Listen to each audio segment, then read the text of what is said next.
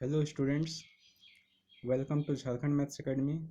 आज के इस वीडियो में हम डिस्कस करने वाले हैं कैलकुलस। ये ट्वेल्थ का मैथमेटिक्स का सबसे इम्पॉर्टेंट चैप्टर होता है कैलकुलस, जिसका दो पार्ट होता है। एक होता है डिफरेंशिएशन और दूसरा पार्ट होता है इंटीग्रेशन। तो दोनों ही जो पार्ट होते हैं, डिफरेंशिएशन और इंटीग्रेशन, दोनों को मिला के एग्ज़ाम्स में 44 मार्क्स का क्वेश्चन पूछा जाता है। तो मैं सभी स्टूडेंट्स जो ट्वेल्थ के एग्ज़ाम्स देने वाले हैं या दे चुके हैं और कम्पिटिटिव एग्ज़ाम्स का प्रिपरेशन कर रहे हैं, उन दोनों को कहूँगा कि ये वीडियो को ज़रूर लास्ट तक देखें। तो चलिए शुरू करते हैं। डिफरेंशिएशन होता क्या है? It is the process of finding derivative of a function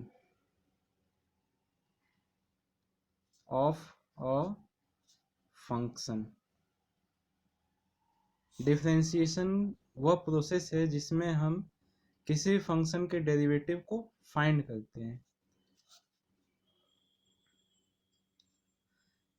और जब हम डिफरेंशिएशन करते हैं तो उसके बाद हमें रेट ऑफ चेंज मिलता है। ठीक है, कोई भी मैथमेटिकल टर्म होगा, उसका रेट ऑफ चेंज हमें डिफरेंशिएशन करने पे फाइंड होता है। ठीक है, हम उसका रेट ऑफ चेंज को डिफरेंशिएशन के थ्रू फाइंड कर सकते हैं।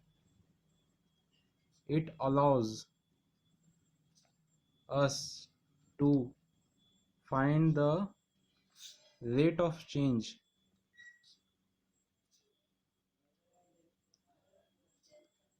of a function or a term। ठीक है, ये उससे हमें क्या हम फाइंड कर सकते हैं, हम रेट ऑफ चेंज फाइंड कर सकते हैं। ठीक है, तो सबसे पहले मैं जो इम्पोर्टेंट फॉर्मूला है मैं उसे बताता हूँ, उसके बाद एक दो एग्जांपल सॉल्व करके दिखाऊंगा। ठीक है, तो सबसे पहले तो कोई भी नंबर होगा, कोई भी टर्म होगा, तो उसे y इक्वल्स टू, ये साइन कॉस ट्रिगोनोमेट्रिक फंक्शन हो सकता है, एक्सपोनेंशियल फंक्शन हो सकता है, लॉग फंक्शन हो सकता है, कुछ भी हो सकता है। ठीक है, तो जैसे मैं एक एग्जांपल देता हूँ, y इक्वल्स टू है x टू द पावर 5। ठीक है, तो y का जो डिफरेंशिएशन होगा या जो डेरिवेटिव होगा, उसे हम लोग d by d x of y के रूप में लिख सकते हैं। इसे सिंपली ऐसे भी लिखा जाता है, d y upon d x, और इसका वैल्यू आता है 5x⁴। अब ये कैसे आता है उसका मैं फॉर्मूला बताऊंगा, और आप पूरा वीडियो देखने के बाद आप ऐसा कोई भी क्वेश्चन सॉल्व करने के लिए आपको मतलब कोई भी मुश्किल फेस नहीं करना पड़ेगा। तो सबसे पहले मैं फॉर्मूला बताता हूँ आपको।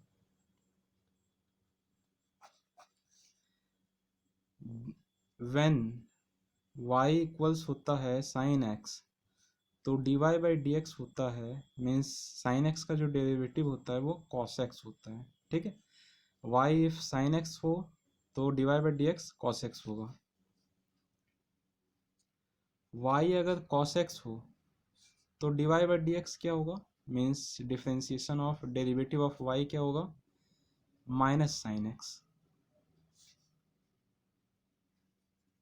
y टेन एक्स होगा तो इसका डेरिवेटिव क्या होगा, d y by d x, ये होगा sec square x.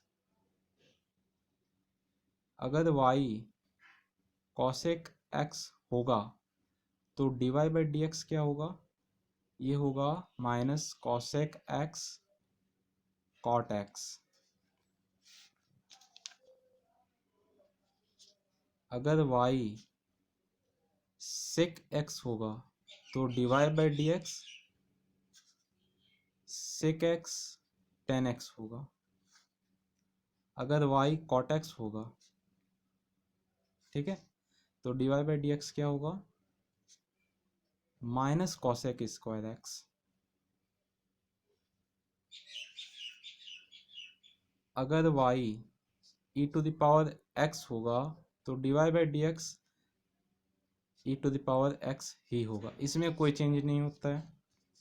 Exponential e⁻x है, उसका डिफरेंशिएशन भी सेम होगा।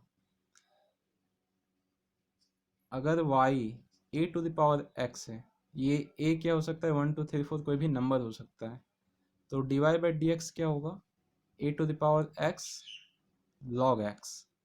और एक लास्ट फॉर्मूला है, y अगर log x है तो dy/dx 1/x होगा। इतने फॉर्मूला आपने अगर पढ़ लिया तो डिफरेंशिएशन आपके लिए कुछ भी नहीं है, इसकी गारंटी मैं देता हूँ। आगे चलिए, नहीं एक कुछ एग्जाम्पल लेते हैं। अब उससे पहले मैं इसको समराइज कर दूंगा। साइन एक्स का कॉस एक्स होता है डेरिवेटिव, कॉस एक्स का minus sine X, tan X का सेक स्क्वायर एक्स, कॉसेक का cosec X into cot X, sec X का sec X into tan X, cot X का minus cosec square X, e⁻x का e⁻x ही होगा, e⁻x का e⁻x log x होगा और log x का 1/x होगा। अब चलते हैं कुछ एग्जाम्पल में। एक और फॉर्मूला मैं भूल गया, मैं उसे बता देता हूँ, ठीक है। ये 10th फॉर्मूला है।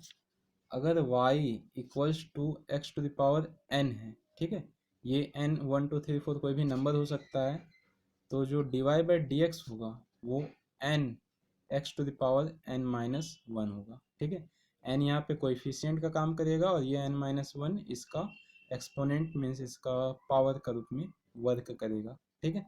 तो मैंने यहाँ पे एक एग्जांपल दिया था y इक्वल्स टू x⁵, तो इस फॉर्मूला का यूज़ मैंने यहाँ पे किया था। ये n जो पावर था कोएफिशिएंट के रूप में आगे आ जाएगा और यहाँ पे एक पावर कम हो जाएगा।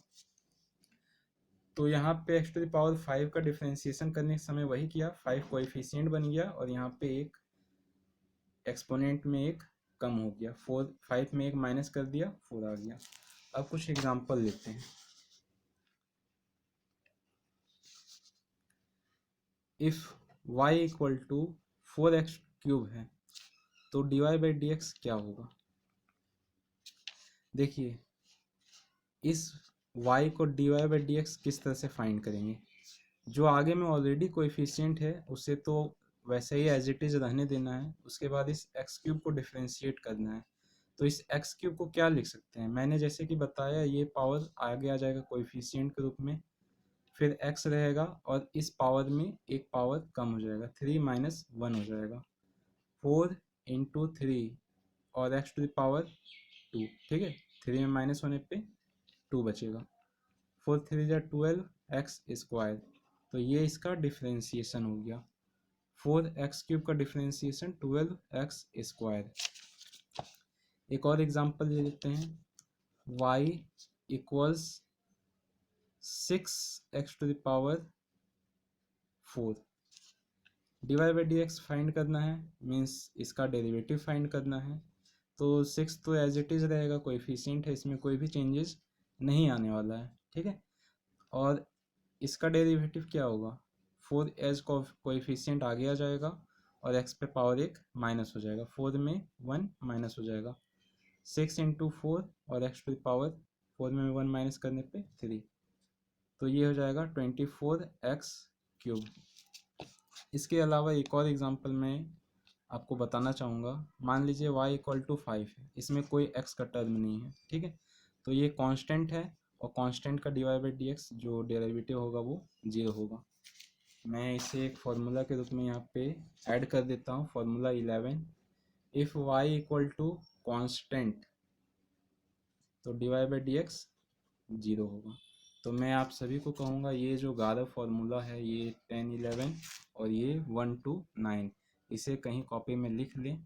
और यही रिक्वेस्ट होगा आप लोगों से, वीडियो पसंद आई तो इस वीडियो को ज़रूर अपने दोस्तों को शेयर करें और चैनल को ज़रूर सब्सक्राइब कर लें। इससे मोटिवेशन प्राप्त होता है और मैं आगे भी मेहनत करने के लिए उससे प्रेरित होऊंगा, ठीक है। तो थैंक यू वीडियो को देखने के लिए।